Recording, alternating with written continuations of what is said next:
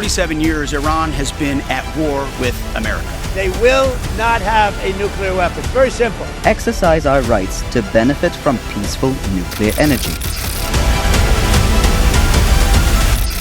آج جس ایران کو امریکہ اپنا سب سے بڑا دشمن اور ایٹمی خطرہ قرار دے رہا ہے، کیا آپ کو معلوم ہے کہ اس ایران کے ہاتھوں میں ایٹمی ٹیکنالوجی دینے والا ملک کوئی اور نہیں بلکہ امریکہ ہی تھا۔ ایران نے اپنا جوہری پروگرام کب اور کیسے شروع کیا، اس میں امریکہ نے اس کی کیا اور کتنی مدد کی؟ وہ کون سا امریکی صدر تھا جس نے ایران کو جوہری ری ایکٹرز اور افزودہ یورینیم بھی فراہم کیا؟ امریکہ کا وہ کون سا ادارہ تھا جس میں ایران کے سائنسدانوں کو ایٹمی ٹیکنالوجی کے بارے میں تربیت دی گئی؟ اس وقت ایران کا جوہری پروگرام کس مرحلے میں ہے؟ ایران کے پاس کتنا افزودہ یورینیم ہے اور اس سے کتنے ایٹم بم بن سکتے ہیں؟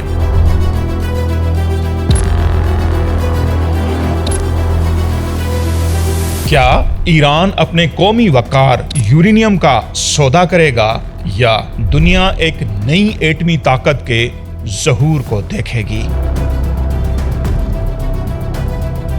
وائس آف انڈس کے پروگرام فلیش بیک میں آج بات کریں گے ایران کے جوہری پروگرام کے بارے میں، جو نہ صرف گزشتہ 3 دہائیوں سے بحث کا موضوع بنا ہوا ہے بلکہ اس کی وجہ سے ایران کو کتنی ہی قربانیاں بھی دینی پڑی ہیں۔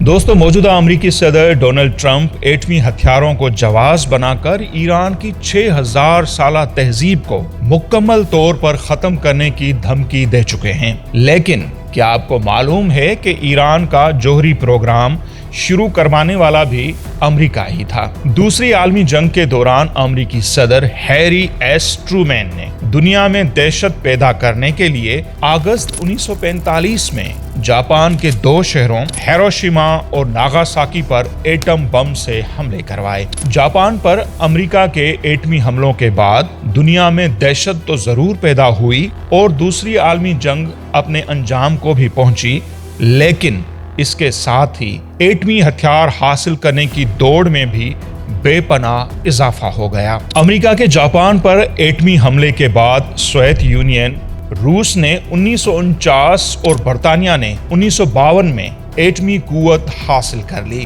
جبکہ فرانس، چین، کینیڈا اور دیگر طاقتور ممالک نے بھی ایٹمی صلاحیت حاصل کرنے کے لیے کوششیں تیز کر دی۔ 1950 کی دہائی میں امریکی صدر آئزن ہاور نے دنیا کو ایٹم بم حاصل کرنے سے روکنے، ہیروشیما اور ناگاساکی میں کی گئی تباہی سے دھیان ہٹانے اور امریکہ کو پرامن ملک کے طور پر پیش کرنے کے لیے ایٹمز فار پیس کا نعرہ لگایا۔ امریکی صدر آئزن ہاور کی ایٹم فار پیس والی پالیسی کے تحت ایٹمی ہتھیاروں کے پھیلاؤ کو روکنے کے لیے اقوام متحدہ نے بین الاقوامی ایٹمی توانائی ایجنسی IAEA نامی ادارہ بھی قائم کیا۔ امریکہ نے روس کا کنٹرول کم کرنے اور اپنے وفادار اتحادی بڑھانے کے لیے ایٹمی ٹیکنالوجی کا بھرپور استعمال کیا۔ مارچ 1955 میں آئزن ہاور انتظامیہ نے قابل اعتماد ممالک کو محدود مقدار میں پرامن مقاصد، بجلی اور توانائی کی ضرورتیں پوری کرنے کے لیے ایٹمی ٹیکنالوجی فراہم کرنے اور ری ایکٹرز کی تعمیر میں مدد کرنے کا فیصلہ کیا۔ انڈیا امریکہ کے اس پروگرام سے فائدہ اٹھانے والا پہلا ملک تھا۔ انڈیا کے بعد 30 سے زائد ممالک، جن میں جنوبی افریقہ، اسرائیل، ترکی، پاکستان، پرتگال، یونان، اسپین، ارجنٹینا، برازیل اور ایران نے بھی اس پروگرام سے بھرپور فائدہ حاصل کیا۔ یاد رہے کہ ایران یا پاکستان سمیت امریکہ نے جن بھی ممالک کی ایٹمی توانائی کے سلسلے میں مدد کی، وہ اس زمانے یعنی سرد جنگ کے دوران واشنگٹن کے اہم اسٹریٹجک اتحادی تھے۔ 5 مارچ 1957 کو شاہ محمد رضا پہلوی کے دور میں ایران اور امریکہ کے درمیان جوہری تعاون کا معاہدہ ہوا اور یوں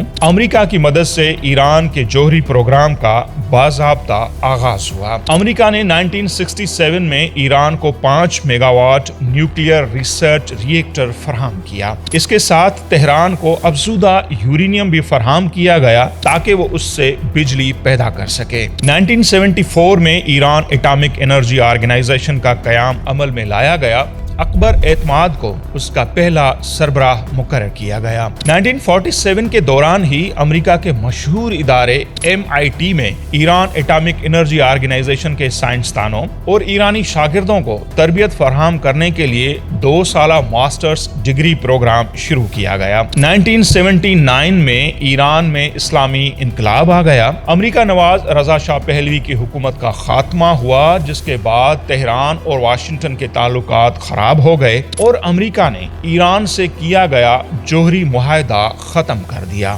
ایران میں اسلامی انقلاب کے بعد اقتدار میں آنے والے آیت اللہ خمینی نے شروعات میں رضا شاہ پہلوی کے شروع کیے گئے ایٹمی منصوبے کو انتہائی مہنگا قرار دیتے ہوئے مکمل طور پر رد کر دیا، جس کی وجہ سے ایران کے کئی سائنسدان ملک چھوڑ کر چلے گئے۔ اسلامی انقلاب کے کچھ ہی سالوں کے بعد ایرانی قیادت کو احساس ہوا کہ ملک کی ترقی اور عسکری مفادات کے لیے ایٹمی پروگرام کا ہونا بہت ہی ضروری ہے، جس کے بعد ملک چھوڑ کر چلے گئے سائنسدانوں کو واپس بلایا گیا اور خفیہ طریقے سے جوہری پروگرام دوبارہ شروع کیا گیا۔ ایران کا جوہری پروگرام جو شروع امریکہ کے تعاون سے ہوا تھا، وہ گزشتہ 3 دہائیوں سے اسرائیل، امریکہ اور ان کے اتحادیوں کے لیے سر درد بنا ہوا ہے اور وہ ہر قیمت پر اسے ختم کرنے کی کوششوں میں لگے ہوئے ہیں۔ ایران پر جون 2025 اور فروری 2026 کے دوران امریکہ اور اسرائیل نے جو جنگیں مسلط کی،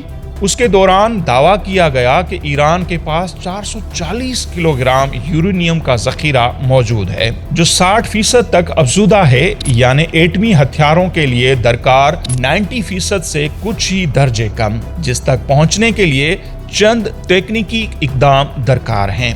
ماہرین کا خیال ہے کہ اگر اسرائیل اور امریکہ کا یہ دعویٰ درست ہے اور ایران کے پاس واقع اتنی مقدار میں یورینیم موجود ہے تو وہ اس سے 10 کے لگ بھگ ایٹم بم بنا سکتا ہے۔ پاکستان کی ثالثی میں امریکہ اور ایران کے درمیان چلنے والی بات چیت کے دوران امریکہ کا مطالبہ ہے کہ ایران اپنا جوہری پروگرام ختم کر دے اور افزودہ یورینیم امریکہ کے حوالے کر دے، لیکن ایرانی قیادت ابھی تک اس مطالبے کو ماننے کے لیے تیار نہیں۔ ایرانی قیادت افزودہ یورینیم کو اپنی دھرتی جتنا مقدس قرار دے رہی ہے اور اسے کسی دوسرے ملک کے حوالے کرنے پر راضی نہیں۔ اب سوال یہ ہے کہ کیا ایران اپنا جوہری پروگرام ہمیشہ کے لیے بند کر دے گا، جو 1950 کی دہائی سے چلتا آ رہا ہے، وہ پروگرام جس کی سزا کے طور پر بار بار ایران پر حملے کیے گئے۔ سپریم لیڈر آیت اللہ علی خامنائی، فلسفی لیڈر علی لاریجانی، ایران کے ایٹمی پروگرام کے خالق ڈاکٹر محسن فخری زادہ، قاسم سلیمانی جیسے کئی اہم لیڈرز، ایٹمی سائنسدان، فوجی اور انٹیلیجنس کے رہنما اور ہزاروں شہریوں نے قربانیاں دی ہیں۔ کیا ایران وہ اپنا پروگرام ہمیشہ کے لیے بند کر دے گا؟ ایران اپنے قومی وقار یورینیم کا سودا کر دے گا یا دنیا ایک نئی ایٹمی طاقت کے ظہور کو دیکھے گی؟ آپ کو کیا لگتا ہے؟ کمنٹس میں آگاہ کیجیے گا۔